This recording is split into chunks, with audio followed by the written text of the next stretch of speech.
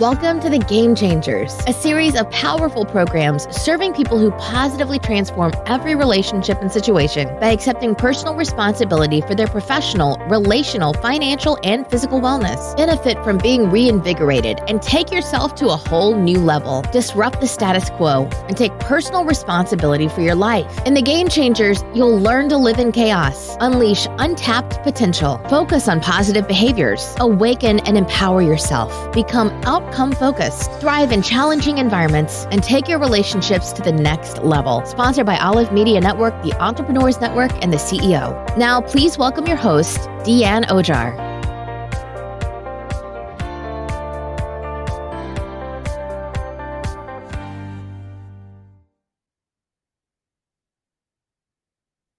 Welcome to the Game Changers. This is Dianne Ojar saying, I am so happy you're with us today because with the Game Changers series, as you know, we bring to you some extraordinary people telling extraordinary stories, and they're sharing. We never know who it will touch, who it will help, and I'm hoping that someone out there would resonate with our guest today.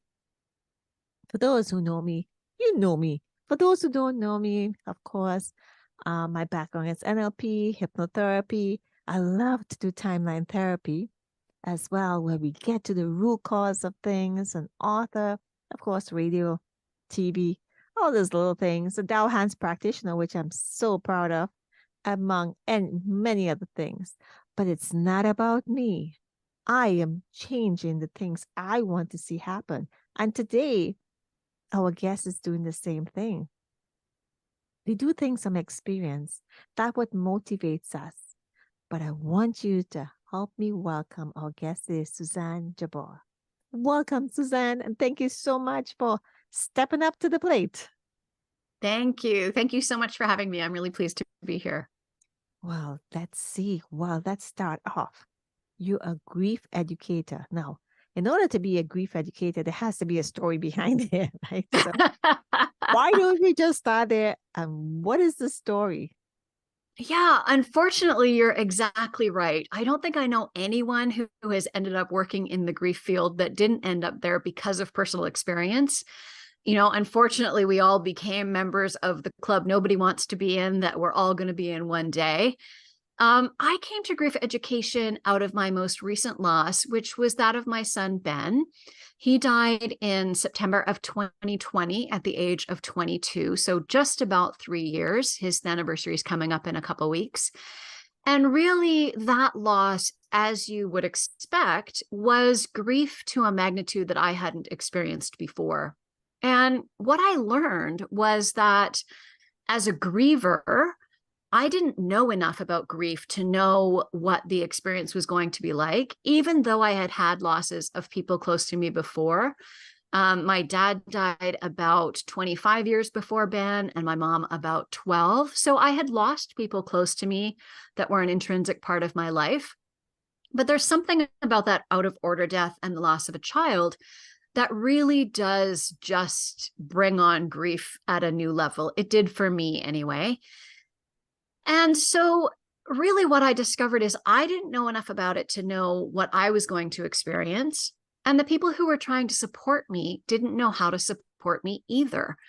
So I really became curious about how we could change that and why that was. And that, of course, didn't happen at the beginning. In the early days, when I realized I was going to really have to stay curious as a matter of survival, you know, curiosity was about, how do I breathe when what I want to do is curl up sobbing on the couch? So I didn't start in those early days with curiosity about how grief worked and why we didn't understand it very well. But that's where I've ended up. And I really now am passionate about opening up those conversations, sharing from my experience and my training and the many, many conversations I've had with other grievers, how it really works. You know, what the normal symptoms are. There's actually symptoms of grief that are very normal. But because we have this strange taboo in our culture and this silence around grief, we're not sharing our own experience the same way that we do the way we learn from each other about other things that are going to happen in our lives. There's such an interesting parallel between the beginning of life and the end of life. And when we're pregnant, for those of us that have, experienced a healthy pregnancy that comes to term and results in a healthy child, from the moment you show, people in public who are complete strangers are wanting to come up to you and share their experience and expertise. And we learn what to expect. And as much as I thought it was really strange and uncomfortable that women in the grocery store would come to share with me their horrifying birth stories, when I had challenging births, I was really appreciative to know that I wasn't the only person that had a hard time, that didn't have this kind of fairy tale version of, deep breathing and everything happened smoothly, right? At the end of life, we don't have those same conversations. We don't share what happens to us in our early days of grief. We don't share about the brain fog and the fatigue and the physical symptoms and all the things that are very normal and likely to happen to us. We don't share how we managed, how we coped, how we made small decisions that eventually led to progress. We don't share any of it. So when it happens to you, you're left not only with grief on many, many levels, but you're left thinking that something's wrong with you. And you're left isolated because the people around you that really want to support you don't know how. And we're all alone, when really in this time when we crave connection and we could be building connection, we're instead creating isolation. So really that's become my mission and my passion, is opening up these conversations and helping people to build the skills. If we don't talk with each other and we don't share our own knowledge and expertise that we've really earned the hard way for most of us, we're not making it easier for the people coming along behind us. And so my mission is to disrupt that silence and try and create spaces where we can have those conversations and start to shift the culture around how we deal with grief as a collective. Well, first of all, thank you so much for sharing that. And I don't want to sound like everybody else saying, I'm sorry to hear that. A loss is a loss, and particularly a loss of a child, whether it be miscarriage or whether it be someone who may have been healthy. The loss of a child, regardless, there are no words to put to that, except possibly, well, in my belief, this is what I believe, is that if their work here is done, it's not our time. There's not much we can say about it. And apart from that, and you may or may not want to hear that, but apart from that is when it's time to go home, it's time to go home. We can't fight it. But at the same time, what we should say is, the question is, how are you doing today? Because people don't understand is that you still have to carry on. One of the things many years ago, a couple of people I met over the years, I didn't know. I would just go up to them, in events, and they would sit next to me and they'll have lupus or something, and I'd turn to them, not knowing, probably understanding what I was saying. I mean, I knew what I was saying, but why I was saying it, I don't know what I'm saying right now, but you'll understand in a moment. And I said to them, you lost a loved one. And they said yes, because the event was to raise funds for somebody who had cancer, and another girlfriend had cancer too as well. And then I soon found out that she had lost a son. And another girl who was sitting next to me had lupus, had lost a son. When you talk about grief and you talk about a loss, when people blame themselves and all the gestalts, the anger, the sadness, the fear, the hurt, the guilt, they limit themselves so they can't live anymore. And they keep it inside of them. This is where the body starts to react, and you're pumping yourself with these cortisol and adrenaline and so forth. So we become, because we want to say, okay, take me instead and so forth. But I applaud you for saying, no, I have to live. His name wasn't in vain, and it's time for me to go on. And how do I do this? Well, we would be very surprised out there that, believe it or not, there are many, many parents out there who are living or lived what you're going through. They just don't talk about it. Mhm. And I truly believe, I say this all the time, you cannot, and I always repeat myself, cannot tell somebody a story when you don't know the story. You know of the story, but you're not living that story. I went to an International Women's Day once, and there were a couple people there. And one I remember was speaking about her brother who committed suicide. I can't fathom the fact that how I know there's a message behind there, but you really don't know what's going on inside that person. Now, I honestly don't know how you lost your son, if it was illness or was anything. I don't know if you want to share that.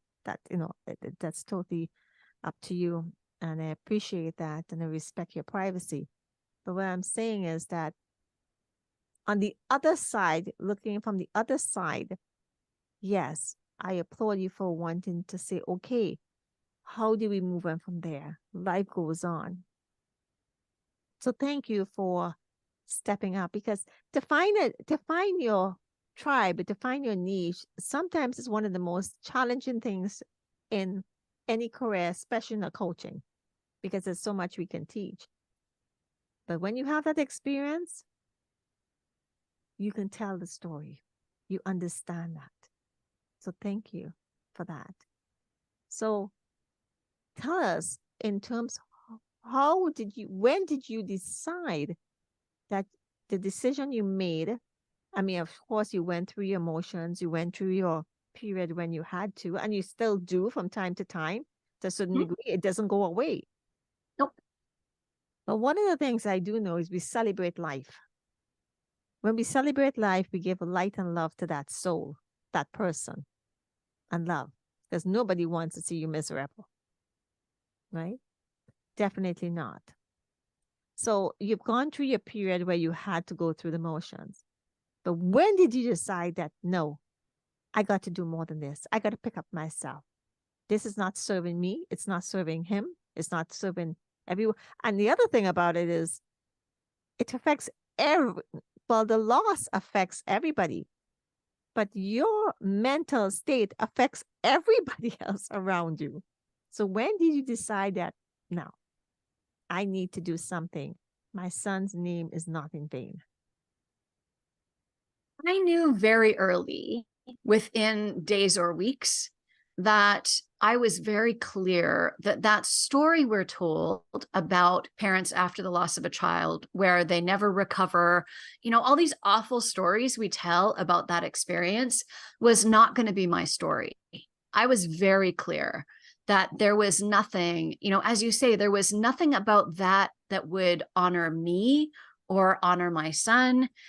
And I was very clear that there was a life here to be lived, and it was mine, and that I needed to live a life that honored him as well, right? I had no question that I was not interested in guilt or regret or any of those things. There was no peace for me down that rabbit hole. So I made a different choice than going there. And I really knew that I had to face the grief full on. I had to accept all of it, the good, the bad, and the ugly. And at the beginning, it's mostly bad and ugly. And I had to get okay with that. I had to accept that it was supposed to be horrible, and it was supposed to be hard, and it was supposed to be, feel like I was living in a post-apocalyptic nightmare, and that was normal. And I had to really give myself permission to grieve fully and grieve well, because the culture doesn't give it to us right now. That's part of my mission, is to shift that as quickly as possible. But culture doesn't give it to us. So we have to give it to ourselves. And I was so grateful. I had a knowing very, very early on that for my own survival, I was going to need to be two things. I was going to need to be conscious, and I was going to need to be curious. And conscious meant that I had to accept that everything that arose, every emotion, the ones from that, for me, problematic, good list and bad list. I think there's a huge issue when we label feelings and emotions as good or bad, positive or negative. They all have a role to play in our lives. They all have a message for us. I had to get comfortable with being conscious to it all, because I knew that if I went into the old patterns that we're encouraged to do, where we kind of ignore our emotions and we put them in a box somewhere and hope they'll go away, that would literally lead to my destruction. I was very clear that that was not an option, that the emotions were going to be so big and so overwhelming that I had to allow them to overwhelm me, and I had to stay conscious to them. The curiosity was about, what next? What little steps? How do I survive? How do I, as I said, really in the early days, honestly, the curiosity was about, when I am sobbing so hard that I literally cannot gasp a breath, how do I breathe? That was the curiosity. How do I get through this day? How do I just hold on for one more day, one more moment, one more breath? When it's really hard, it's about one more breath. And then as that survival mode releases a little bit, and as you're able to take, your capacities come back, for me, very gradually, right? But they do start to come back. And even when the capacities are vastly diminished in those early days after a catastrophic loss, you still have the ability to make choices. You still have the ability to hold curiosity. And even if the curiosity literally is, how on earth do I shower? Because many of those things that we don't think about, that we do out of muscle memory or just our rote part of our lives, that part of our brain is turned off. It's busy doing something else. That's and right. you have to be conscious about, oh my gosh, I'm standing under the water, and what do I do here? Right? Have I washed my hair yet? I'm not sure. Let's just wash it again, right? Did I wash my body? I don't know. Let's do it again. So that curiosity really was about, how do I do these very simple things that I never used to have to think about? And now the curiosity, of course, has become about this much bigger idea of, how do I, as someone who carries this really powerful story and this really devastating experience, share that in a way that acknowledges other people who've had that experience, that acknowledges all kinds of other experiences around grief, because we know that grief happens for losses, not just of our loved ones. It happens for all kinds of loss, and even sometimes change for the better. Happy change can bring grief with it, because you're leaving something behind. So how do we open up these conversations? How do we embrace this growth mindset? Because really, we're all beginners. We have not talked about it enough. We have not learned enough. And we all have to embrace that growth mindset and start to learn and be open to expanding our understanding about how this universal experience that will be unique for each of us each time it happens, how can we learn from each other? How can we talk about it? How do we hold those two things? I'm conscious and I'm curious. And that just became my mantra in this moment. How can I be conscious? Well, that's hard and feels overwhelming. Okay, so then the curiosity is, how do I just breathe through that? Beautiful. And then that, small choice, one breath at a time, keeps us at least a little bit in motion. And when we're prepared to face it, then we can allow it to move through, right? And those emotions aren't bottled in our bodies, becoming, malignant, because that's what will happen if we hold them in our bodies. So we have to name them. We have to own them. We have to let them flow through, even when that in those really early days can feel really scary. And I get that. We're a culture that, doesn't generally learn about how to deal with emotion. We're great in North America from our neck up. From the neck down, not so good. So we need to all work on that together. Absolutely. But first of all, the key here that you said is giving ourselves permission.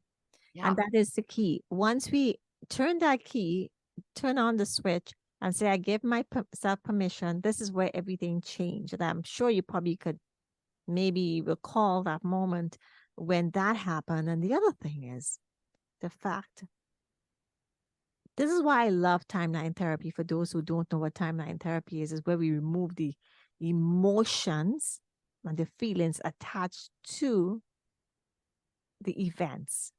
The anger, the sadness, fear, guilt, the decision, and so forth. You cannot forget the memories. It's there in your filing cabinet.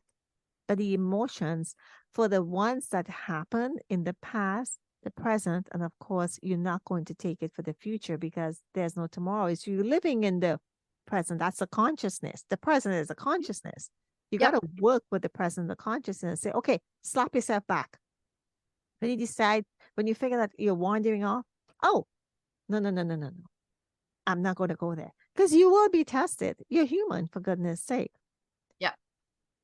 The support that you had around you, the culture, the tribe that you had, you must have had people like, oh my gosh, I can't believe. I'm sure you heard the good, the bad, and the ugly. Yep.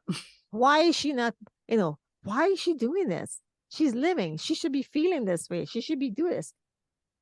How you must have lost a lot of people around you in terms of friends and so forth because you didn't want, because you were evolving and you were transforming and you didn't, it no longer served you. Not that you're being disrespectful to them whatsoever, Nope. but if they didn't understand and they couldn't walk this path with me, I said, sorry, when you understand who I am, you will support my decision. How did that work for you? I can imagine that's a really interesting story because that's not an easy part of it. Yeah, it's really difficult. And one of the things that comes up in every grief forum that I'm ever in is this sort of accepted knowing that grief changes your address book. And I have so much curiosity about that too, because you're absolutely right. I had people who I thought were on my inner circle who disappeared from my life. They were your rock, right? Right? And disappeared, just disappeared. And other people who I didn't necessarily know all that well, who came right in and were able to say, oh my gosh, I don't know what to do. I don't know what to say, but I love you and let's figure it out together, or something like that. It's really interesting, as you say, because I made the choice for this really to be a transformational experience. And I knew very, very early on that I absolutely knew the person who went to bed the night before that phone call, that woman didn't exist anymore. And I had to recreate who I was. So not only had I lost Ben, he had died, I also didn't know who I was. And I needed to figure that out because I wasn't going to be that same person ever again. And I was okay with that. I understood that that was reasonable. That was a reasonable response to this experience. But a lot of people didn't. And that's fair. And I think, when big things happen to us that require us to change and require us to up level and evolve in some way, it's natural that there will be people in our life that don't have that evolution at the same moment as we do. And for me, it's a no blame, no shame, no harm kind of thing. And I then get to decide, where do you fit in my life now?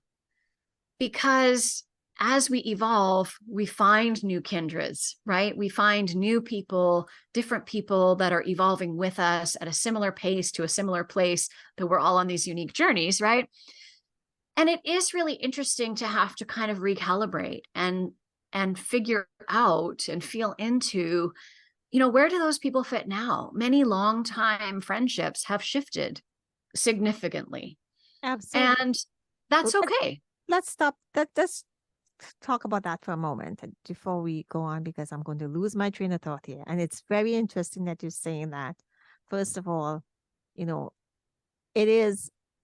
it's transformative. It's evolutionary, although people may not understand those words in this context, but it's anything that you're stepping up higher is evolving in your spiritual journey, in your physical life, in your everyday doings. But there is something, and we talk about value elicitations, we talk about, the tribes that you have. There's so many things we can talk about here, but we start like, let's put it in this perspective. It's a level 3 is where we start. That's where we all are, more or less. But when you evolve to another level, let's say the level 4, and these are actual levels, by the way. This is actually, in true. So when we evolve to the next step up, those people on that level will not understand. Now, that level 4 may sound like it's like one step. That step can be a massive, huge step. Mhm. It's like jumping from the floor to the top of a building or beyond.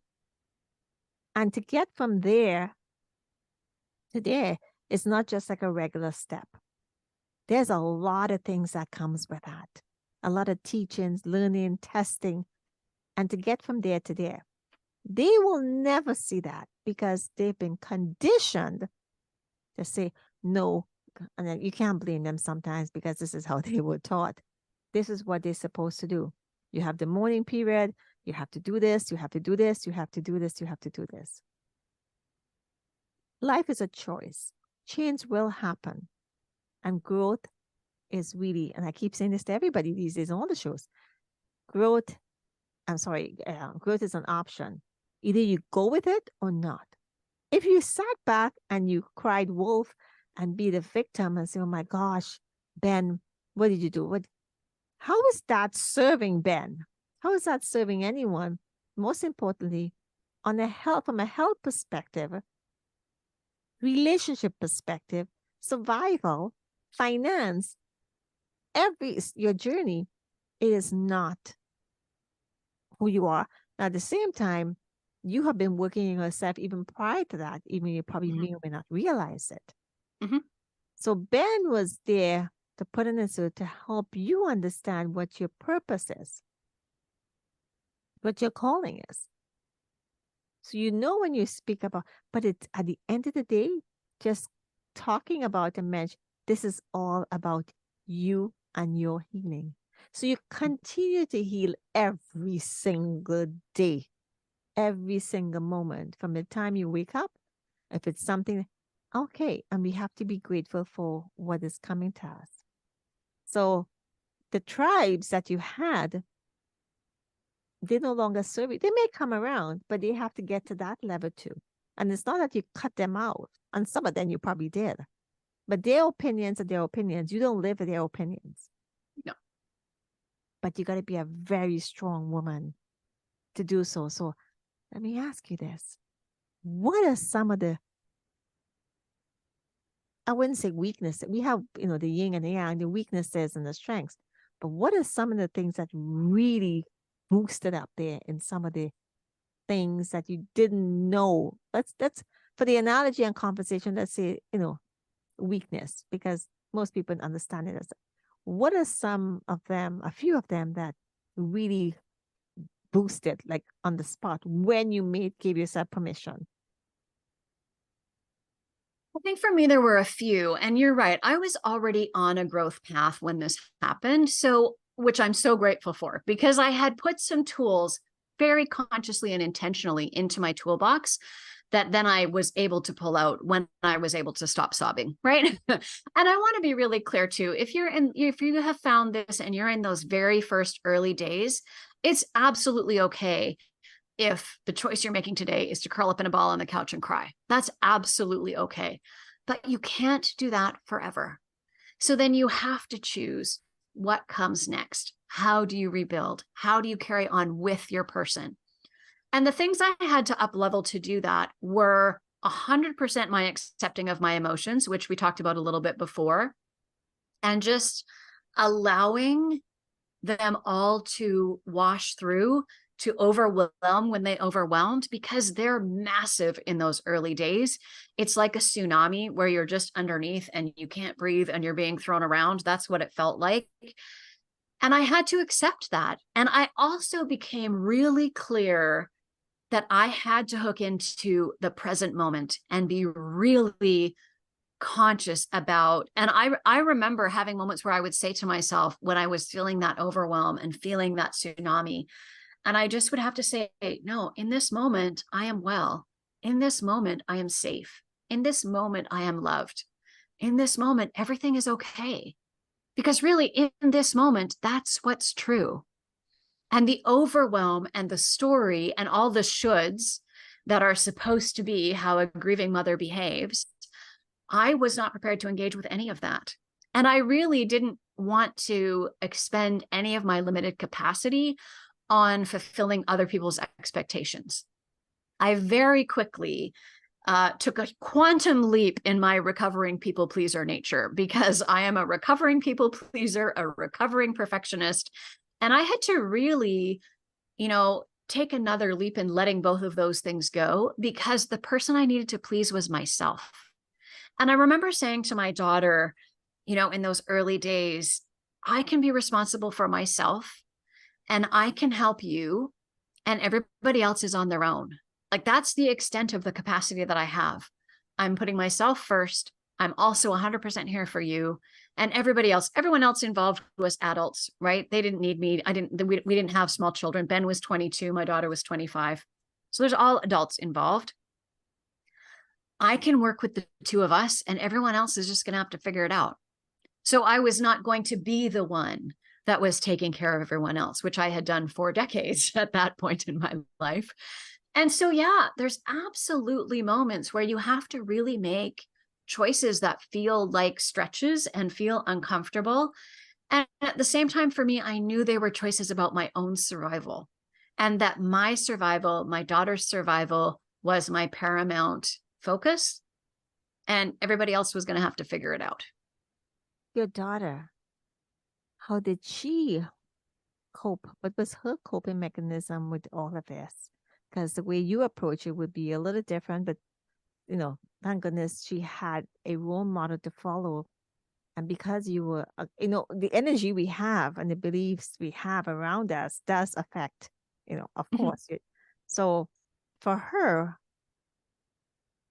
peers probably wouldn't understand this, but we understand this because of what you've been doing. You're a light worker. You've been doing this. You've been serving. So the transition for her would have been much easier. Nothing is never easy, but easier than and less challenging than a typical child, right? And also it depends on the nature of how your son passed. That's a whole nother story. So for her, did she follow your lead? Did she listen to you, or she had to? Of course, she had to deal with it herself. But I guarantee you, of course, there's some things that she will come to you. And I want to say to everyone, we're here with Suzanne Jabour, and we're talking about grief education, talking about the passing of her son. No parent wants to go through that. But the attachment, sometimes we have no choice. When it's your time, it's your time. So I truly appreciate that. But coming back to your daughter, her friends, did she lose friends too as well? Or everybody was trying to to tell her what to do, and then she ran to mommy and say, "No, I'm crying." It doesn't matter how many years has passed. But crying is key. Crying is releasing. Forgiveness, forgiving your ancestors and yourself and your children and everybody, and asking for forgiveness is one of the most important things of gratitude in a healing process. Absolutely. So how did she cope with that now? She grieved very differently and continues to grieve very differently than I did and do. My choice was to grieve out loud. There was no way I could pretend to not be grieving. There was no way I also, when we were talking about things that instantly changed and up-leveled, I absolutely lost my ability to pretend, right? We spend so much time in our lives pretending, putting on a good face, showing what we think people expect. I had no more capacity to do that. Good for you. And that's what worked for me, right? I was a grieving mother, grieving out loud. I'm sure to many people I was terrifying, and that's okay. I needed to do what I needed to do to survive, and everyone else was going to have to figure it out. For her, she chose to grieve much more privately and much more quietly, which is absolutely fine. Everyone has to find their own way. And I was really grateful that I understood that from the earliest moments. I understood that we were not going to grieve the same way as each other, even though in many ways we're very similar people. And I also understood that we, in fact, weren't even grieving the same person, because my son was a very different person from her brother. And so we weren't even grieving the same person. We weren't grieving the same relationship. And even though all three of us were very close with each other, and they were very close with each other, even when I wasn't involved, we were a close trio and they were a close duo, we weren't grieving the same person. And it wasn't going to impact us the same way. We weren't grieving the loss of the same imagined futures, right? Because her imagined future with him was different than my imagined future with him.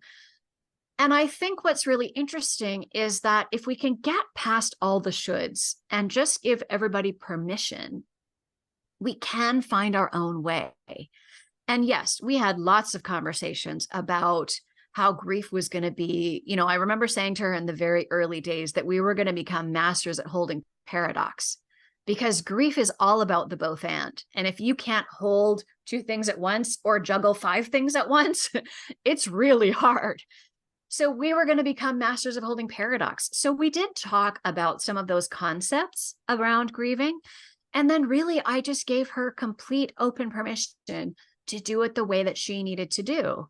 We talked about how, sometimes when you choose to grieve quietly or grieve privately, it seems like you've taken all those emotions and put them in a box somewhere. Yes. And that can be a perfectly reasonable coping mechanism, right? We don't necessarily want to be in the tsunami all the time, but we have to attend to them.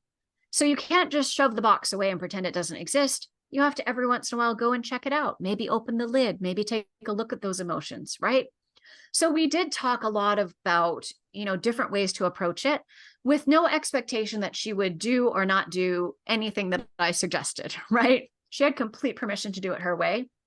She's very fortunate to have two really close friends who completely stood by her and, supported her. They were all in their early, in their mid to late 20s. They didn't have a lot of skills around grief and loss, but they're the kinds of friends that could say things like, I don't even know what to say, but let's watch a movie or let's just talk about anything. Yes. So they really stood up and supported her. They sent us, they both don't live locally where she was living at the time where we live now, but they would send, food delivery. They would say, don't cook anything tonight, like dinner's coming. So they did those kinds of things and really supported us in ways that were so beautiful.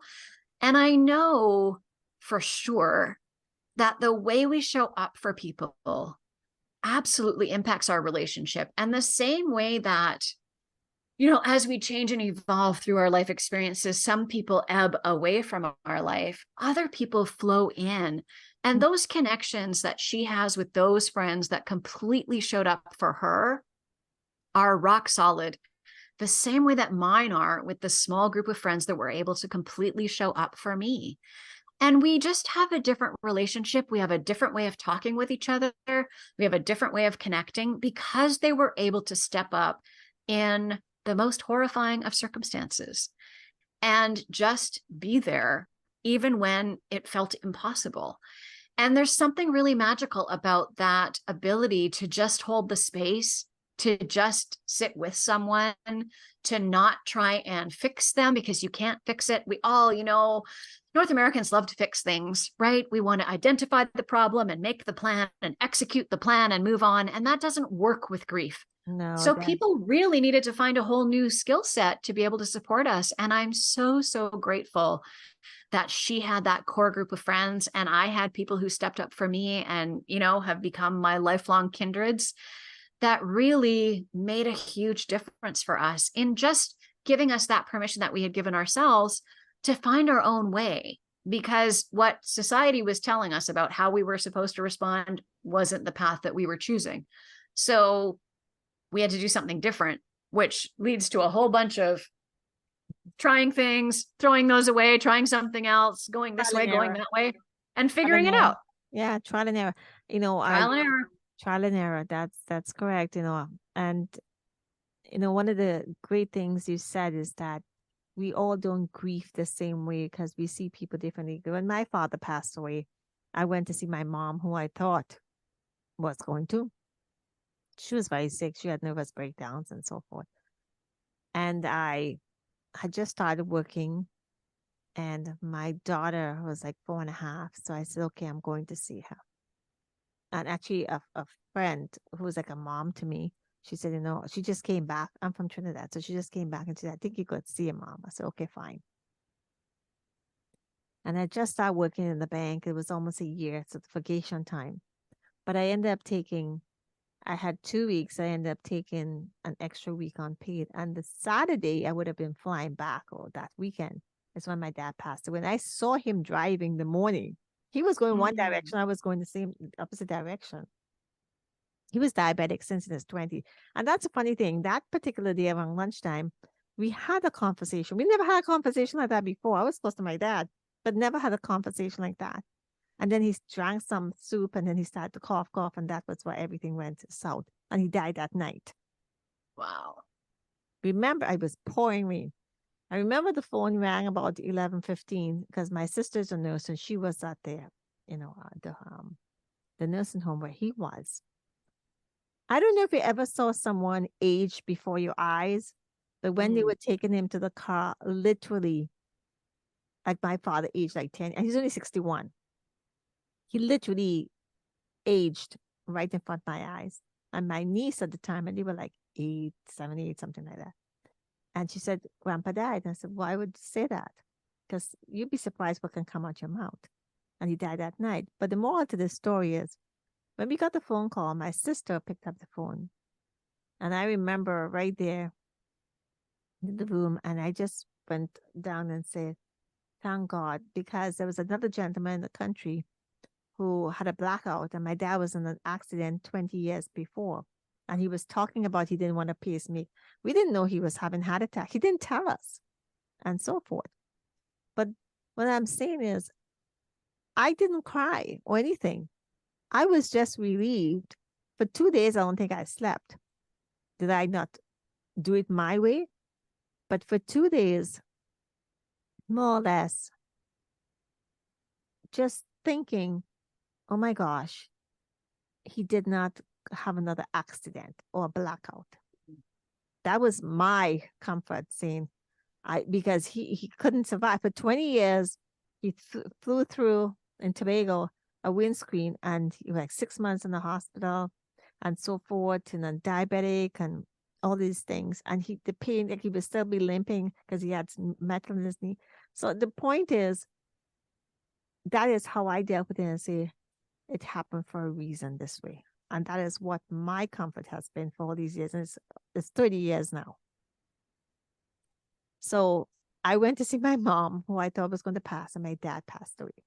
That was one phone call in my life I never, ever, ever, ever wanted to get. And my mom passed away even a little crazier than that. She was sitting there and she asked my sister, this is like 16 years after, for some milk. And my sister was, in the backyard, she was sweeping or something, gave her the milk, and then she heard a gasp and she said, you okay? And right there, sit down, and she passed away.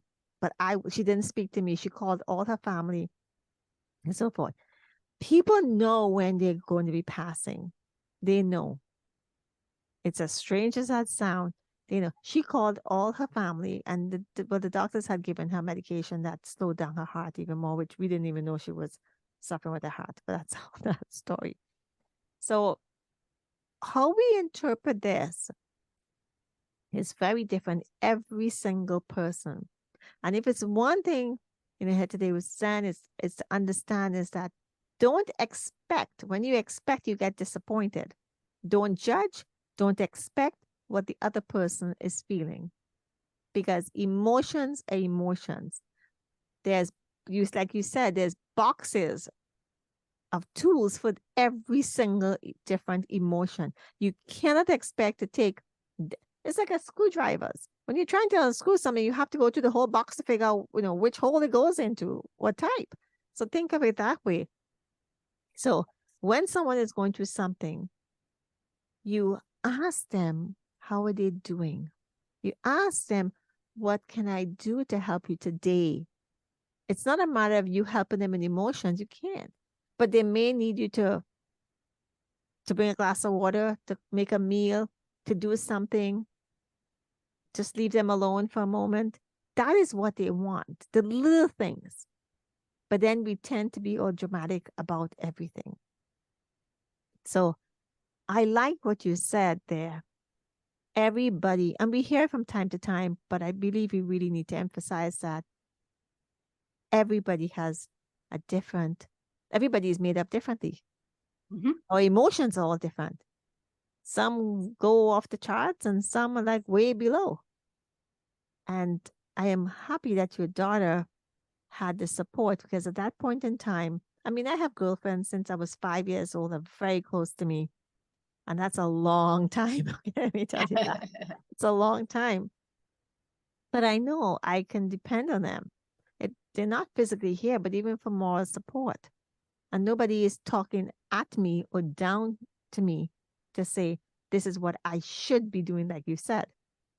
Ask me, what could I do for you to help you sleep that night, get better that night? So good for her and good for the friends. You really appreciate that. And when your son passed away, I don't give energy to the timing that happened. Oh my goodness, that was a very traumatic time for the losses of family members left, right, and center. Mhm. And the restrictions of the not knowing, that's a whole nother story. So, I mean, technology has made it a little bit simpler now where, you can interact globally without being there. So that helped. But that timing, and many people, and I'm sure you come across them, they still don't understand, and they're still asking the why. The why. We really have to stop asking the why. If you trust and believe, then you'll know the why. It is not your job to ask the why it happened. That's not why we're here. We're here to see how we can make everybody else cope with what's going on. But that's why you do what you do. But your story is one that it doesn't get any deeper than that.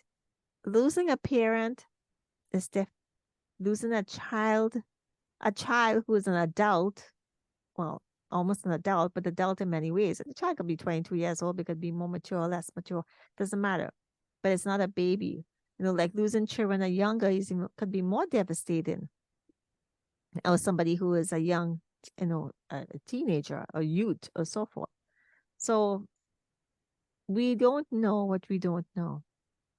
But I'm sure you have lots of information and resources and programs designed to help people through the steps. There are steps. Just like you have a 12-step, there are steps. But here's a cool part about it. You can create your steps. Give yourself permission like you did. And I truly believe, Suzanne, that it didn't just come by because of your evolving. That helped you more. Like it just came to you from nowhere. Just the trust. So Yeah. Go ahead. No, go ahead. I was going to say, so what do you have in place that you share with your students, your clients, and so forth to go through the process? Because right now, from everything that's happened from 2020 to now, there's a lot of people who haven't gotten over what they haven't gotten over. Like your phone should be off. Well, and that's so interesting that you say that, because I'm sure it's not, but it should be. Yeah. One of the things that's so interesting is when I talk to people about grief and how much grief we're all experiencing right now, there's a huge level of discomfort with naming it that way. Okay, and wait. people talk about. Let me stop you there for a moment. Just for a moment. Sorry. Yeah. Continue. Give us a definition, because that was the first question I was going to ask. Give us a definition of what, because you're saying this. Now that you give us a definition of what grief is, because grief means many things to many people, what we've been taught. But what is a proper, simple definition? Because that might help people understand what we're talking about and put things in perspective. Does that make sense? Absolutely. So grief is a normal and healthy response to loss of all kinds. It's Plain and really simple. that simple. It's a normal and healthy response to loss of all kinds. So we get tangled up sometimes thinking that grief only applies to the loss of a loved one. In fact, we know it applies to the loss of pets. It applies to losses of opportunities. It applies to losses of businesses.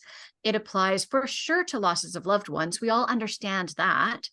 But having that really narrow definition where you only allow it, where you only give permission for grief when it's the loss of a loved one, means that what we're calling it now is stress. And we're all saying, oh my gosh, I'm so stressed. My stress level is off the charts. I don't even know what's happening. I'm so stressed. And I'm here to tell you that you're so in grief because the last 3 and a bit years that we've all served, for those of us who have survived, we've gone through the ringer as a collective. Our level of collective grief is absolutely off the charts. And what new normal looks like for now is unprecedented levels of disruption and uncertainty, and economic, environmental, social structures are all collapsing. We have, destruction and devastation like we've never seen before. Someone jokingly said the other day, all we're waiting for now is the locusts. Like, the end of days is upon us, it feels like sometimes. And it's not as bad as all that, because I do think that breakdown leads to growth, right? That's my experience. That's my choice and my journey.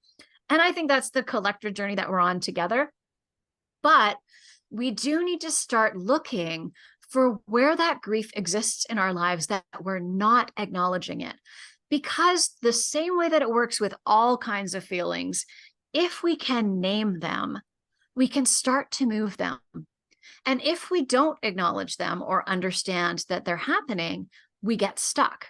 So we have a lot of fear about grief as a collective. We're really scared of it. When I ask people why they didn't show up for someone that they really wanted to support, about 97% of the time, it's about fear. And when we feel fear about something, we can't feel love. And what grief really needs is big, huge amounts of love.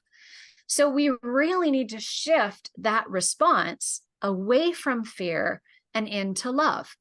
And if we can do that, and we can start acknowledging and naming when grief is happening and practicing supporting each other with the griefs that are not the loss of a loved one, then when the loss of a loved one happens and you encounter someone like me, who's a grieving mom grieving out loud, I'm not a good first assignment. But if you've practiced and if you've built your skills in your toolbox, then I'm hopefully not so terrifying as I might be if you didn't acknowledge that grief existed for all kinds of things. So that's the starting point, right? Grief comes, it's a natural response. It's very healthy. It's normal. It's nothing we should be terrified of. We have to face it. That's the only way to release and move it. And if we don't face it, that's when we get stuck. We don't get stuck when we embrace our emotions. We get stuck when we deny them. So, that's the first step, right? We have to look it in the eye, even though that feels scary, because we don't have the skill set. We don't have the shared knowledge. We don't talk about it. So we feel like something's wrong with us and something is weird going on for us, when really, I say to grievers all the time, everything you are feeling and experiencing, someone has experienced before you. They just didn't talk about it because our culture isn't set up for us to talk about it. So accepting that it's normal, that it's what is supposed to happen, is a really great starting point. Trying to break down that sense of, oh my gosh, we're so stressed. Yes. And if we can't name that a little more precisely, we're not going to be able to move it, because I'm stressed is way too big of an umbrella for our bodies to be able to process, for our bodies to be able to release. We're just all ending up with shoulders as earrings because we're so stressed. Our muscles are so tight. And if we just keep calling it stress, nothing's going to change. So that's part of my challenge is, we need to language things differently. We need to get to a more nuanced level of naming and understanding what's happening for us. And where I really love to spend my energy and my work is actually with businesses, breaking down for them where grief shows up in their workplace and how they can do a better job of building grief resilience into the structure of their organization. We know big culture change. Okay, we maybe don't all know. I know, and I can tell already that you know that big culture change and structural change needs to happen around how we address grief. And one of the places we can make those changes the most quickly is in the workplace. So that's a place we come together. We already have shared community. We have shared agreements, whether they're named or not. And that's a place where we can start to make those shifts with company, not in isolation, where we're part of a team that's looking at this together, which makes it all less scary. And so that's really become a huge part of my focus is how can I go into organizations? How can I work with business leaders? How can I work with thought leaders around how we make this big paradigm shift that I think is a critical part of our collective rebuilding of what we want normal to be next, because we know what existed before 2020 doesn't exist anymore. And if we're honest about it, we also know it wasn't that great for everybody. So how can we rebuild something new that's actually great for everybody and great for the planet and shift away from fear and towards love? So that's what I spend my time and energy on. And as we wrap up here, just quickly, can you tell us where they can get a hold of you? Yeah, absolutely. The best place to find me is on my website, which is alivedexperience.com. You can go there. There's an ebook. You can get an ebook that will help you with grief at work. There's some free resources for how to support people. You can link into all my social media. It's just easier. It's a good one-stop place to go and find everywhere that you can find me. So whatever your social media of choice is, I'm there too. And it's really a spot where you can look through the things I've learned, blog posts are there, and get some resources, start to build your skills, start to join this movement to really shift this paradigm that needs disrupting. Well, thank you so much, Suzanne. And I have to say, thank you to your son for sharing, allowing us to share this story, supporting us. He's always there watching over us, watching over you. So we know the things I was not said out of context, but really and truly because we know there's someone out there who's listening. We are hoping that you will share this. We are hoping. Again, even losing a car is a loss. And you're right, it's a grief. But some of the things for me to recap is, yes, give ourselves permission.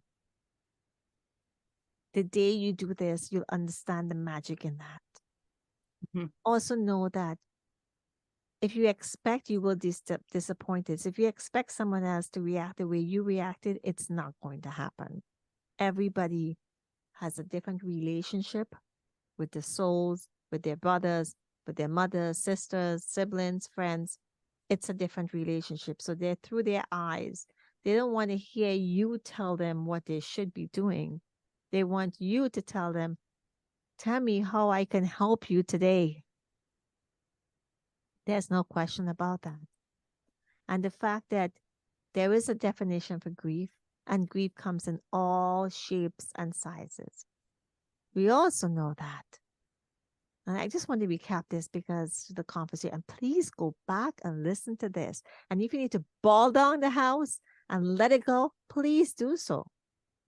It's healing just to get it out. If you need to speak to someone, sure, pick up the phone and call her. Call someone. At the same time, know that there is grief in all areas of our lives, not just in a human being, a relationship. We have grief in health. We have grief in our spiritual journey. We have grief in our business. We have grief in our career. The loss, like you said, the loss of anything. And when we say loss, it's attachment. We have attachment. That's a whole nother conversation for another time. That's a different episode. That's a different episode.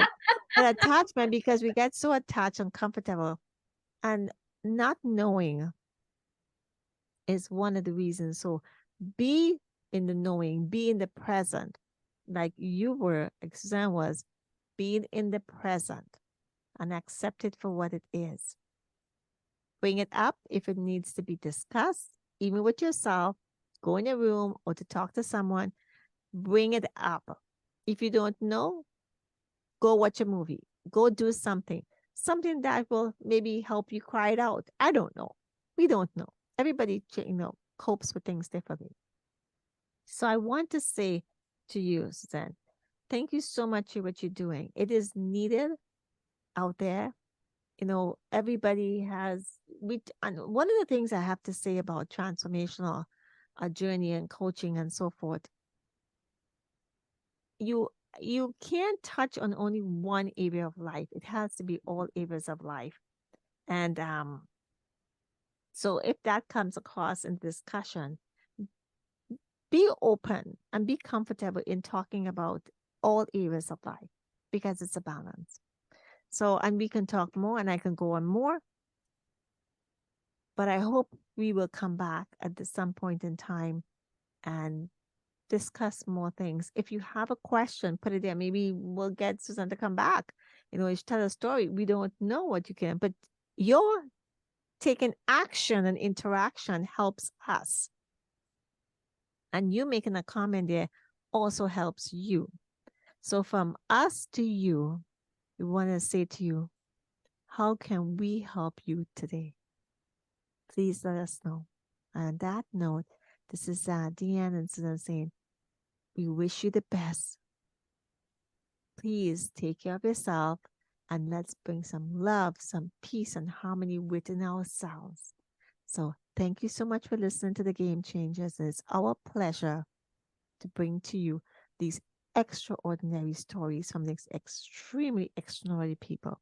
Thank you so much and all the best. Thank you.